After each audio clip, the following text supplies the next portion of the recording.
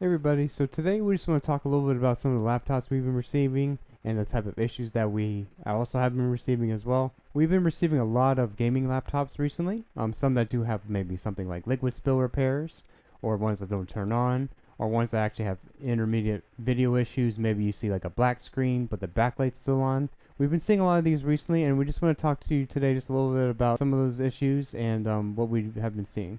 So as you can see here, this is a good example of a pretty good repair. This is a liquid spill, and this is one for a gaming laptop itself. This is a Razer laptop. And this is a typical liquid spill repair that we do see. You can see the corrosion that's on the damaged chips there from the liquid spill and all the chips that and components that's been impacted. These are really good repairs because most of the time you can locate the actual damage itself and you can see what's been impacted. And it's more of a special thing that we do here and we can repair here. This is a good example of a liquid spill on a gaming laptop that's much more repairable. And if you actually do see our other video, we've actually done a Razer that actually is completely dead, and we actually do troubleshoot that actual laptop itself, and we show you the troubleshooting steps that have to do with the actual laptop itself and to actually solve and fix the problem. That's a good video. Go ahead and check that one out. But also we want to let you know about other issues that we have been seeing and that a lot of people have been coming in for. Another issue that we have been seeing is some of the graphics chips that have been failing, and this one is just the nature of any type of graphics chip that you do have, whether it be a desktop or a laptop. And sometimes it can just go bad over time, especially if it's not well maintained or if it just doesn't have a great cooler that's been going on it. Especially if you play a lot of games, you might be playing a game for a bit and maybe it shuts off, or you might have intermediate blue screens or some type of issue like that. I'm going to be showing you here a good example of a laptop that does have, it's a very, very small heatsink. It's a very thin heatsink that does cover the CPU and the GPU.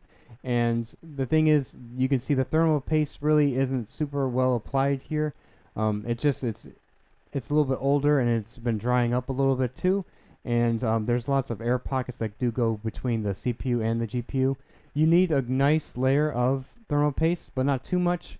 You need a nice layer, but not too much thermal paste that actually does cover the CPU and the GPU, so it can make contact with that copper heatsink. And what that's going to do is it's going to transfer heat from there and adequately and cool it more adequately and keep it a little bit safer. And what it's going to do is it's a layer that goes between the CPU and the heatsink, so it can transfer heat more easily. Sometimes when you have a lack of this, or you have lots of air pockets where it's not making good contact, so the transfer of heat here really isn't the greatest. It's not the major issue that does go on with it, but it is one of them that can actually affect it over time, especially if there's no heat, if there's no service or maintenance that's been done to these laptops, and they will eventually fail for that. Most of the times graphics chips on not only motherboards but actual graphics cards themselves do fail, and we've been seeing a lot more of them come in actually more recently that the chip does go bad. Most of the time when the chip does go bad, you need either a donor chip at that point, which and usually in this case, especially if the board is very, very expensive, usually the labor really isn't worth the repair, or it's just not repairable in general. If you've been seeing those type of issues, more of a display issue, or sometimes maybe you turn on 5 times and 1 out of the 5 times it does turn on, or maybe you get a black display and you actually do see a backlight that goes in there and the screen isn't cracked or anything like that and you see an issue, most of the time that is some type of graphics chip issue.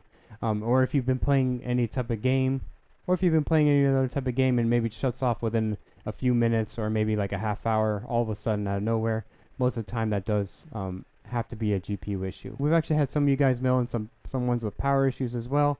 And one of the cases, actually, we were able to repair the power issue, but there was also an issue with the graphics chip going bad. So it was a completely dead machine coming into the repair shop. We were able to turn it on, and then, however, it will eventually die after maybe like a half hour or so. And even when we run through our testing, it would keep continuously doing that over and over again. That usually means that the GPU chip has failed as well, and those are usually the more unfortunate repairs. No one really likes to get a replacement board, or especially a refurbished board, because then you're dealing with another type of set of issues altogether, and you have to hope it even works, and they're very, very expensive. That's why we like to do more of the repairs here ourselves. It keeps the costs a lot lower, not just for us but for you guys as well, and it's more in our hands, and we can control more of the cleanup of the damage that happened to the laptop.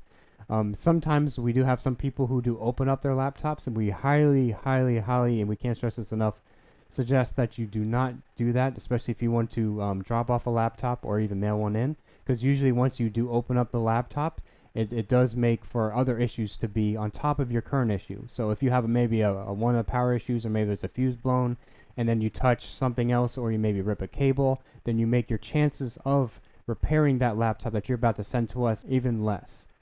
We have all of our contact information in the description link below. Please don't open up your device, because what's going to happen is we wouldn't be fixing not only your regular problem, like if you had a liquid spill, we wouldn't be fixing just the liquid spill, but then we would be having to figure out what the short is that maybe been from opening up the laptop is in the first place. We have to fix that, and then we have to do another repair on it maybe just liquid spill. So we have to basically 2 full repairs into one, and that definitely does reduce your chance of repairing the actual laptop. Really do hope you guys enjoyed just this video, just a little bit of a look in of what some of a repair shop actually does for repairs, and what we actually do see, and some of the ones that are a little bit more difficult, and some of the troubles that we actually do have here, especially for doing repairs on boards themselves. But anyways, if you enjoyed, please leave a like. It really does help us a lot. We really enjoy the support that you've been giving. Please subscribe for more content like this. Hit that notification bell to know when we do upload. And please check out our store. We recently opened up a store. We have lots of MacBook parts. We have lots of MacBook parts as well. And please check that out. The link's in the description below. And I hope you guys enjoyed. And I'll see you in the next one. Bye.